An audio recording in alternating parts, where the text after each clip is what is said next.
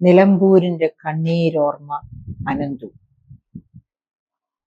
ഒരു മനുഷ്യന്റെ പണക്കൊതി, ഒരുപക്ഷെ പണക്കൊതി ആയിരിക്കില്ല, അയാളുടെ ജീവസന്ധാരണത്തിനുള്ള മാർഗമായിരുന്നിരിക്കാം കെണി വെച്ച് പന്നിയെ പിടിക്കുക, പന്നി ഇറച്ചി വിറ്റ് ജീവനോപാധി നേടുക. അങ്ങനെ ആയിരിക്കാം അയാൾ ചെയ്തത്.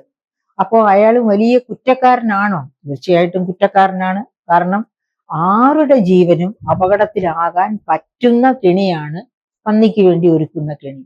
അത്തരം ഒരു കെണി ഒരുക്കിയല്ല സ്വന്തം ജീവസന്ധാരണം നേടിയെടുക്കേണ്ടത്. അപ്പൊ അവിടെ തീർച്ചയായിട്ടും അയാള് അറിഞ്ഞുകൊണ്ടോ അറിയാതെയോ കെണി തന്നെയാണ് ഒരുക്കിയിരുന്നത്. അത് മനുഷ്യർക്കും മൃഗങ്ങൾക്കും കൂടി എന്നൊരു വ്യത്യാസം മാത്രം. അതേ സമയത്ത് ഈ വിവരം അറിഞ്ഞ് ഇലക്ട്രിസിറ്റി ബോർഡിന്, അതായത് ഇയാള് സ്ഥിരമായിട്ട് ഇങ്ങനെ കെണി വെച്ച് പന്നിയെ പിടിക്കാറും പന്നി ഇറച്ചി വിൽപ്പന നടത്താറുമുണ്ട് എന്ന് മനസ്സിലാക്കുന്നവര്, അവര് തന്നെ ഇലക്ട്രിസിറ്റി ബോർഡിനെ ഈ വിവരം അറിയിച്ചിരുന്നു അത്രേ.